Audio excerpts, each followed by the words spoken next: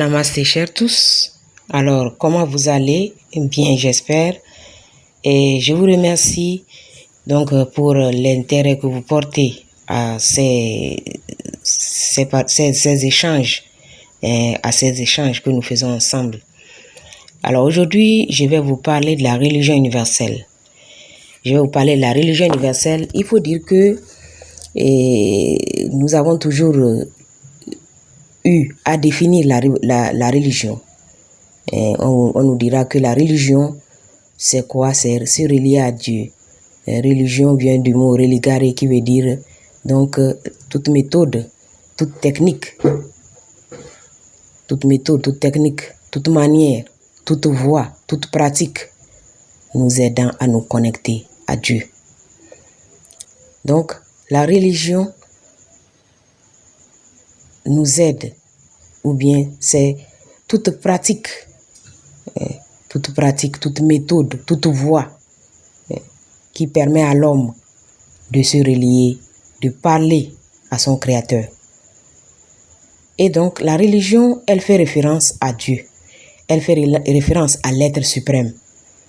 Parce que, quelle que soit la pratique dans laquelle vous êtes ou dont vous avez entendu parler, la finalité pour tous ceux qui pratiquent la religion, c'est de se faire entendre par Dieu.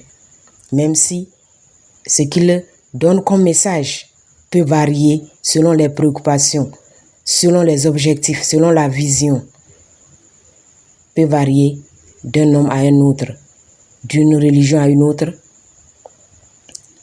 Celui vers qui tout être adresse ses prières, c'est Dieu.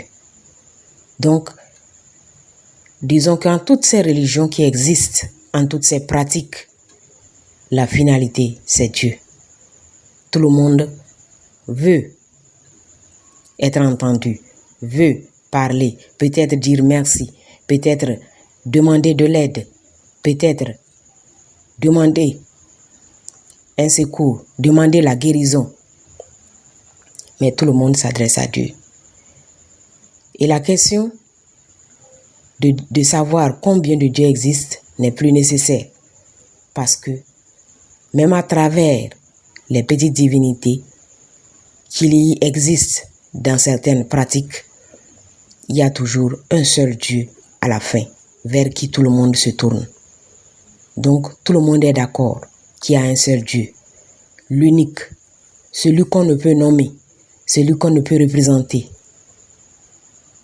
l'être sans nom. Et pour cela, toutes les pratiques, toutes les religions sont d'accord. Alors, s'il n'existe qu'un seul Dieu, pourquoi tant de religions dans le monde? Pourquoi tant de religions? Et la question que je pose souvent, c'est de demander quelle est la religion de Dieu? S'il n'y a qu'un seul Dieu, quelle est la religion de Dieu? Pourquoi tant de religions dans le monde? Pourquoi tant de divisions, même au sein d'une religion qui se reconnaît d'un prophète? Pourquoi tant de divisions? Pourquoi tant de sous-groupes? Mais une chose est certaine, au début de la création, il n'y avait qu'une seule religion. Et cette religion, c'était la vérité. Il n'y avait que la vérité. Mais au fur et à mesure que l'être humain est tombé, est descendu encore plus bas dans la matière, la vérité a été enveloppée différemment selon les pratiques. Elle a été enveloppée par des couches différemment selon les différentes dénominations que les hommes ont données aux pratiques qui devaient les aider à se retrouver. Parce que au fur et à mesure qu'ils sont descendus dans la matière, ils ont cru qu'ils étaient éloignés de Dieu. Mais en réalité, cette matière qui les alourdissait n'était qu'illusoire. Au fur et à mesure, en fait, qu'ils se sont éloignés, ils se sont identifiés à la matière, ils ont cru que, en réalité, Dieu s'était éloigné d'eux. Ils ont oublié que Dieu est en eux. Ils ont oublié qu'ils sont eux-mêmes des étincelles divines. Ils sont eux-mêmes des enfants de Dieu, donc des dieux. Et en réalité, plus les hommes se sont encore et encore englués dans la matière, plus les divisions se sont accentuées. Et pour maintenir leur influence sur ceux qui les suivaient, les religieux ont choisi, ont décrété la suprématie de leurs pratiques par rapport aux autres, créant encore et encore de nouvelles enveloppes à la vérité. Parce que tous les messagers, tous les prophètes, tous les avatars que Dieu a envoyés pour parler à son peuple égaré ont parlé un seul et même langage, le langage de la vérité. Ils ont apporté la connaissance, la vraie, la pure. Mais est-ce que tout le monde était prêt à comprendre le langage de la vérité? Donc, ceux qui n'avaient pas le même niveau de compréhension que les prophètes, qui ont essayé de récupérer le message de ces prophètes-là, ont ajouté donc des enveloppes à la vérité.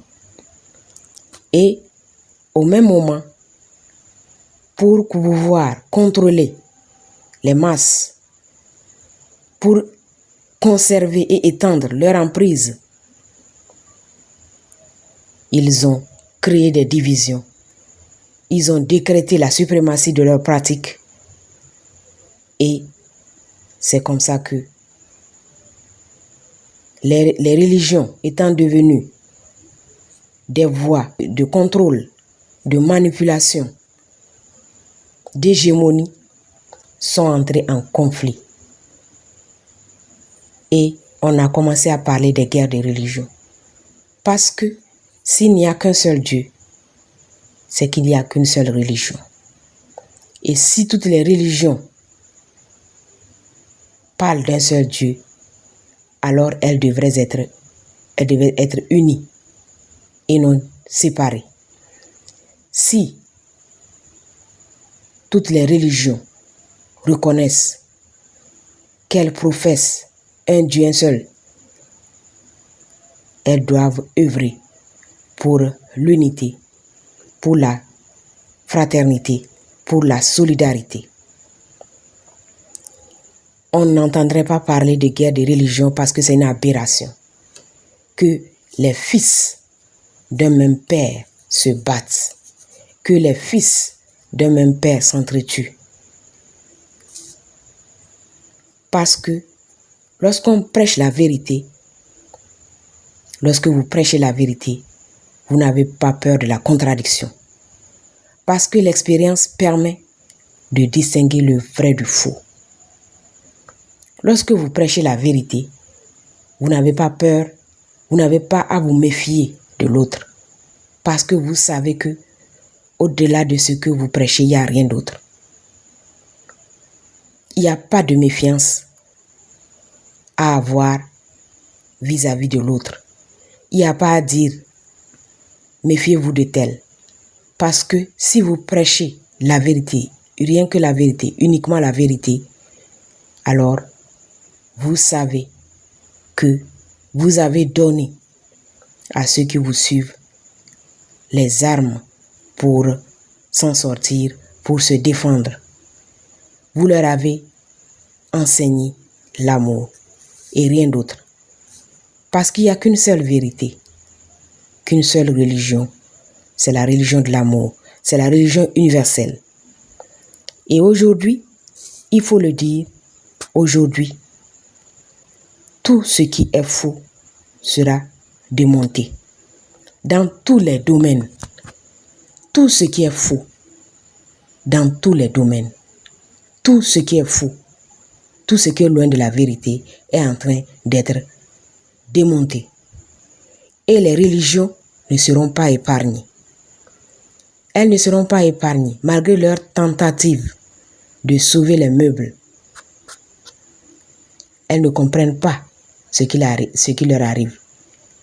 Elles sentent qu'elles sont en train de perdre pied. Parce que vous ne pouvez pas maintenir la vérité prisonnière. Elle finit par s'échapper. Vous pourrez faire tous les efforts pour l'envelopper autant que vous voulez. Rien ne l'arrête, elle finit par percer toutes les couches pour apparaître au grand jour. Aujourd'hui, les religions ne pourront pas arrêter la lumière qui arrive. Comme un oignon, toutes les couches seront enlevées une à une pour laisser l'éclat d'une seule religion, la religion universelle. Ce que les religions doivent comprendre aujourd'hui, c'est que elles doivent soit changer les choses ou disparaître. Elles doivent revenir à la vérité. Dire la vérité, rien que la vérité. Elles doivent être un outil, un instrument d'éveil, de libération, pas un instrument de contrôle, d'hégémonie. Elles doivent être un instrument pour accéder à la vérité, pas un outil d'asservissement. Tous ceux qui ont utilisé la religion comme outil de contrôle, de domination, d'hégémonie, de manipulation, de violation des droits, doivent comprendre que nous sommes à l'heure de la lumière. Nous sommes à l'ère de la vérité. Et que rien n'empêchera toutes les couches inutiles de tomber pour permettre à Isis d'être dévoilée, pour permettre à la vérité, et rien que la vérité, d'être connue, pour accompagner ceux qui veulent pratiquer, d'aller à la véritable pratique. Comme l'a dit le Christ, vous êtes le temple de l'Esprit Saint. Vous êtes le temple de l'Esprit Saint. Les religions doivent enseigner à l'humanité de chercher Dieu en elle, pas à l'extérieur d'elle.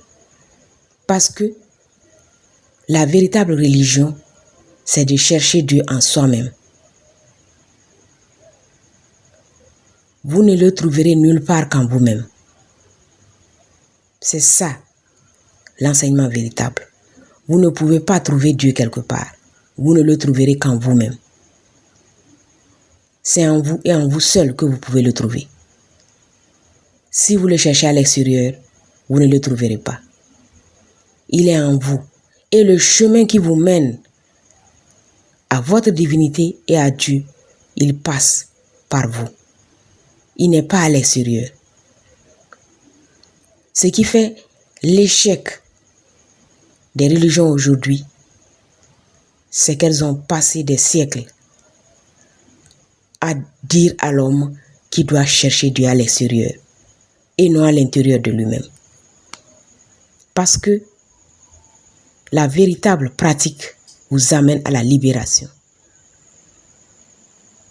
Mais si on vous dit de chercher Dieu à l'extérieur, peut-être parce que on veut vous égarer ou parce que on veut vous empêcher de trouver votre véritable divinité, c'est que vous allez errer et vous allez vous demander finalement, mais Dieu, il est où? Mais il est plus proche de vous que vos mains. Il est plus proche de vous que vos pieds. Parce que il est en vous, vous êtes en lui. C'est la seule façon de retrouver votre divinité. Et aujourd'hui, toutes les religions doivent enseigner la vérité, la vraie vérité. Toutes les religions doivent aller vers une seule religion, la religion universelle, qui parle d'un seul Dieu, un seul peuple et une seule religion.